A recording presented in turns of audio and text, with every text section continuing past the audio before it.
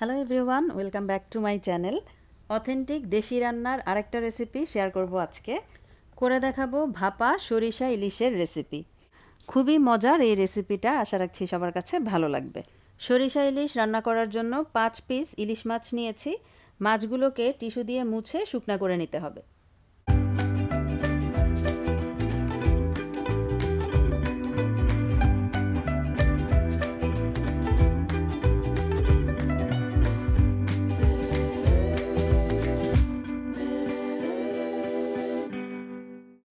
মাছের পিসগুলোকে একটা পাশে রেখে দিলাম। একটা বাটির মধ্যে নিয়ে নিচ্ছি কুচি করে কাটা পেঁয়াজ, 1 কাপের থেকে একটু বেশি পরিমাণে আছে। সাথে দিয়ে দিচ্ছি প্রায় 1 চা চামচের মতো লবণ। এবারে এই লবণ আর পেঁয়াজ খুব ভালোভাবে মেখে নিতে হবে। এই মেখে নেওয়ার উদ্দেশ্য হচ্ছে পেঁয়াজটাকে নরম করে নেওয়া, আর পেঁয়াজের মধ্যে যেই এক্সট্রা পানিটা থাকে বা রসটা থাকে সেটা বের করে ফেলা। কারণ যেহেতু আমরা এটাকে ভাপে রান্না করব, মেখে নরম করে নিলে যেটা হবে, ভাপেই পেঁয়াজটা সেদ্ধ হয়ে যাবে আর গ্রেভিটাতেও অতিরিক্ত পানি উঠবে না, মাখা মাখা থাকবে। লবণ আর পেঁয়াজটা কিছুক্ষণ মেখে আমি 10 মিনিটের জন্য রেখে দিয়েছিলাম। এরপরে আরও কিছুক্ষণ মেখে এভাবে স্কুইজ করে পেঁয়াজ আর রসটা আলাদা করে নিতে হবে।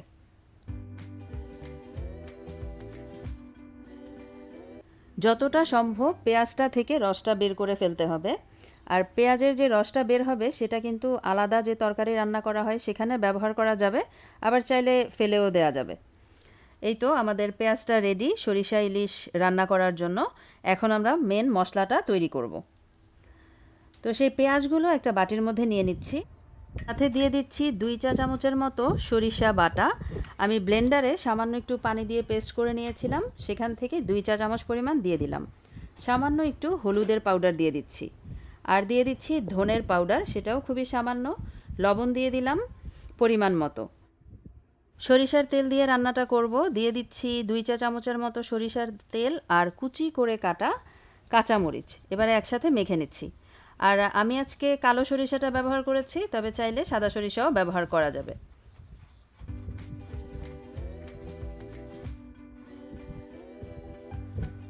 এখন একটু চেক করে দেখতে হবে লবণটা ঠিক আছে কিনা, যদি লাগে পরিমাণ মতো লবণ অ্যাড করে দিতে হবে। আর আমি এই পর্যায়ে আরও কিছুটা সরিষার তেল অ্যাড করব। আর চাইলে এখানে সরিষার তেলের বদলে নর্মাল যে সয়াবিন তেল আছে সেটা দিয়েও রান্নাটা করা যাবে, তবে সরিষার তেল দিয়ে করলে ফ্লেভারটা বেশি ভালো আসে। সরিষা ইলিশ করার জন্য আমাদের মশলা একদম রেডি। এখন মাছের পিসগুলোকে মশলার সাথে ভালোভাবে মেখে নিব।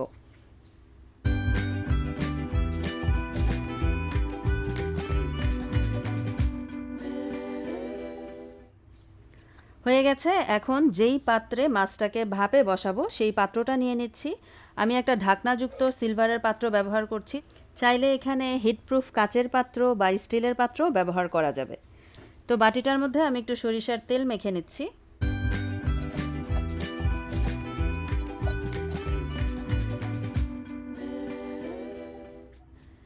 এখন এই বাটিটার মধ্যে পেঁয়াজ আর মশলা কিছুটা তলার মধ্যে সুন্দরভাবে বিছিয়ে দিব।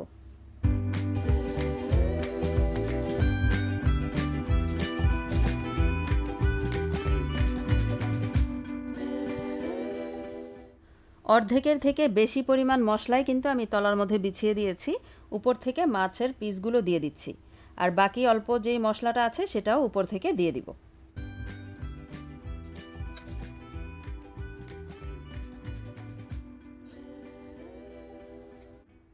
সব শেষে উপর থেকে আরেকটু সরিষার তেল দিয়ে দিচ্ছি।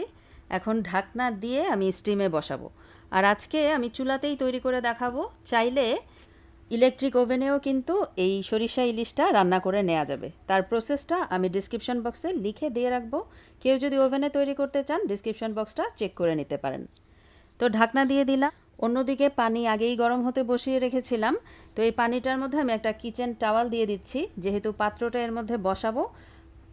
একটা কিচেন টাওয়ালের উপর বসালে পাত্রটা নড়াচড়া করে না।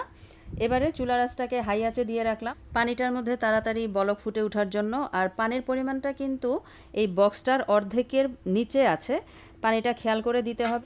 পানির পরিমাণ বেশি হলে ফুটে ওঠার পরে কিন্তু বক্সের ভিতরে ঢুকে যাবে। এখন ঢাকনা দিয়ে দিলাম, আর ঢাকনার উপরে একটা হেভি কিছু দিয়ে রাখতে হবে যেন স্টিমটা ভিতরেই থাকে। আর চুলার আঁচটা আছে মিডিয়ামে। আমি 30 মিনিটের জন্য স্টিম করে নিয়েছি। খুব সাবধানে এই কাজটা করতে হবে, প্রচণ্ড গরম, হাতে ভাপ লাগলে কিন্তু আবার হাত পুড়ে যাবে।